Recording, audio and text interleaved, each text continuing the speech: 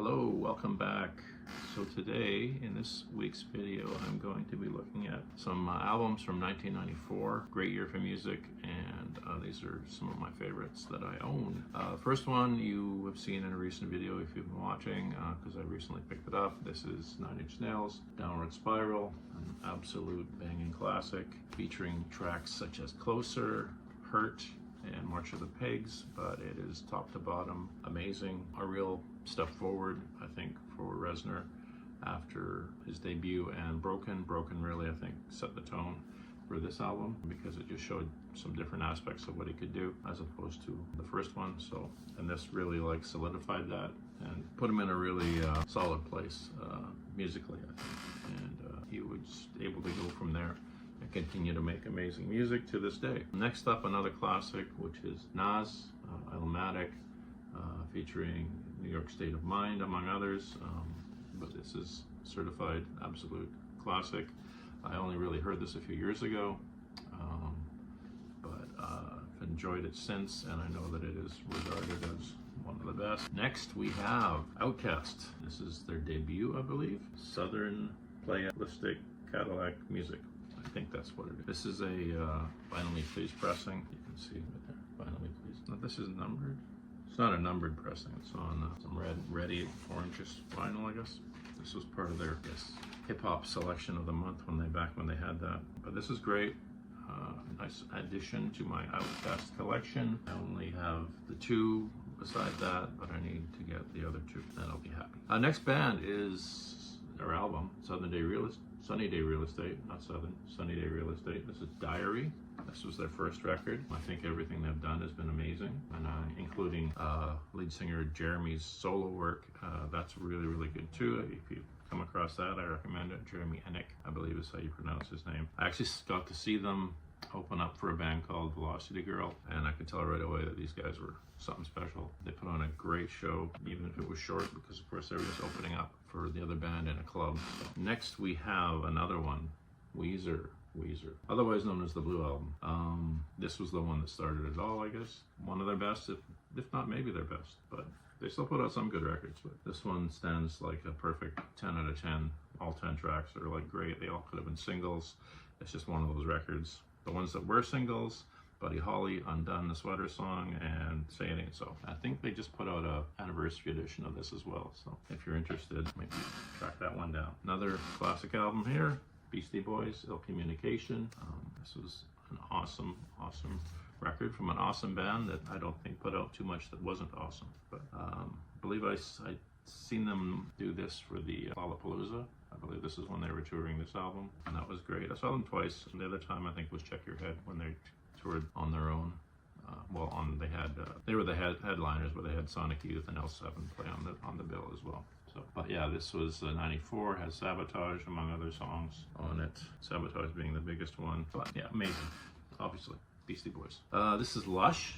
This is just an EP. This is Desire Lines. This was in between, just before their second or third one came out. This has Desire Lines, which was a single for the upcoming album. I can't remember what it's called.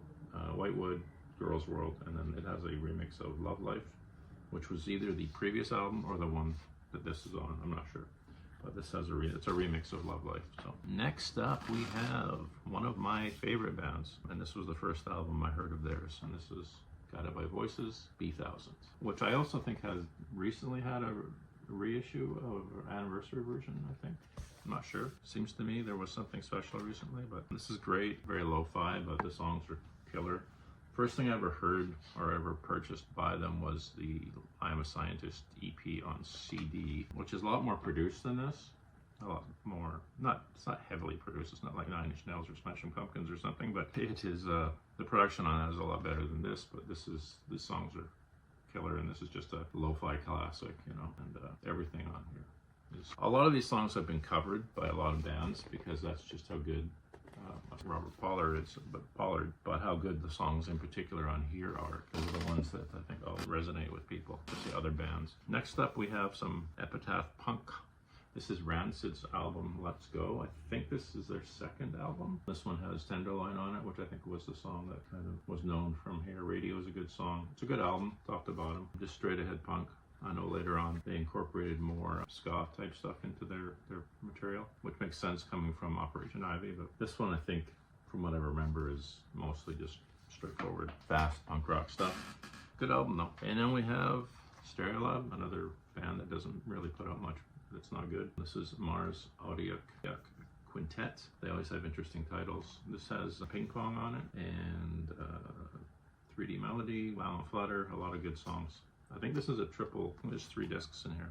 It might be a deluxe edition, I'm not sure, but great album, as are most of Stereolab's work. I saw them twice, very happy about that. Twice, or maybe 3 times. 3 times. Saw them open for Unrest, and then I saw them Lollapalooza side stage, and also saw them in a club on their own with Mouse on Mars, I think, opened up for them. So very lucky to have done that. This is Sebadoh.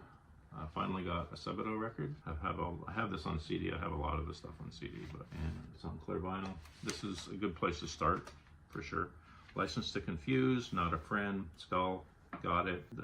The whole thing, top to bottom, is great. The fact that Lou Barlow and Jay Mascis actually were in Dinosaur Jr. and are in Dinosaur Jr. now together is just an amazing array of talent in one band. The Sebadoh stuff is all really phenomenal, and Lou Barlow is just a pretty prolific performer and songwriter too. So next up we have a Canadian band. This is Sloan, Twice Removed. This was their second album. I did see some lists for Canadian music that rated it the best album of all time in Canada. Not sure, but it's definitely a good one. A little different from their debut. Not quite as heavy. This had Pen Pals, Save My Generation, People of the Sky, and Coax Me. I think those were all singles. Coax Me was the big single, but yeah, there was a few. But it's a good album, top to bottom, and a lot of their stuff is worth checking out. They put out some good stuff. I saw them quite a few times on their first record. They seem to come through Vancouver a lot. I think I've seen them like 4 or 5 times. But great live band too. Next up we have Sugar, Easy Listening, file under Easy Listening. Bob Mould, so you know it's good. He did 3 albums under the Sugar name. Well, 2 albums, I guess. Beaster is probably considered more of an EP, but it's all good. Copper Blue, amazing record, and this one as well has Your Favorite Thing, Gift, G Angel, so some amazing songs from amazing songwriters. Next up, we have some more hip hop. This is Notorious B.I.G, Ready to Die. This again is a Vinyl Me Please pressing right here. We got that. Nice red splatter. Great album. I always think of the movie or the TV show High Fidelity, the TV show version of that High Fidelity, because they have a scene in one of the episodes where they're walking down the street and a song off of this record pops up. Pretty cool. It's almost like a Tarantino-esque, like slow walking down the street type thing, but just with some Biggie Smalls playing in the background. So pretty cool. Next up, we have a compilation album that is as good as most bands' regular albums. This is Pisces Iscariot by the Smashing Pumpkins, or Smashing Pumpkins, as you see in this. This is when they were called Smashing Pumpkins before they added the. This has some amazing B-sides and demos and just songs that didn't make the records. The cover of Landslide, which is great. Starla, La Dolly Vita. Some of my favorite songs are Frailed and Bedazzled. That's a great heavy track. Plume is good. And Obscured, I actually think, is one of Billy Corgan's best songs that didn't make any regular studio albums, but it's awesome. As good as anything he's written, to be honest. Next up, we have another one that is a really revered record. This is MTV Unplugged in New York, Nirvana. This is a great performance. This really highlights a quieter side to the band, and the fact that they were able to rein in some of the heavier tracks and perform them acoustically was pretty cool.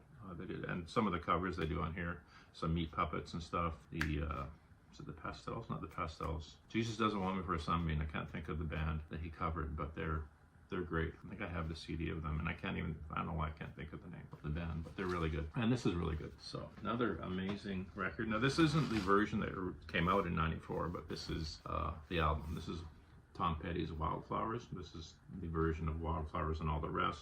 So it's there's an extra disc, I guess. All the Rest is like the last disc, so extra songs. But yeah, an amazing record. Something that passed me by way back in '94. I didn't really discover it until this package came out. But at the time, I don't think Tom Petty was really on my radar as far as what I listened to in that time frame. I was probably more interested in, you know, grunge and punk stuff, Green Day and Nirvana and Pearl Jam and Smashing Pumpkins and that kind of stuff. So that's probably why I didn't. So last on this list is some Wu-Tang Clan, not actually Wu-Tang, but Method Man. It's under the Wu-Tang label, of course. See that in the corner, the Wu-Tang. Method Man Tikal, it's good. I like this. This is another Vinyl Me Please pressing, and so we of course have some colory type pressing there. So, and it came with a stencil as well. All the old ones from Vinyl Me Please all had stencils with them, so pretty cool. Anyway, that's my list of 1994 releases that I really like. Not everything that I want, because I have things on CD that I'd like to get on vinyl as well eventually, but it's still a pretty good list there. So hope you liked that. If you did, please like and subscribe. I'm here every week, and until then, I'll see you again next week.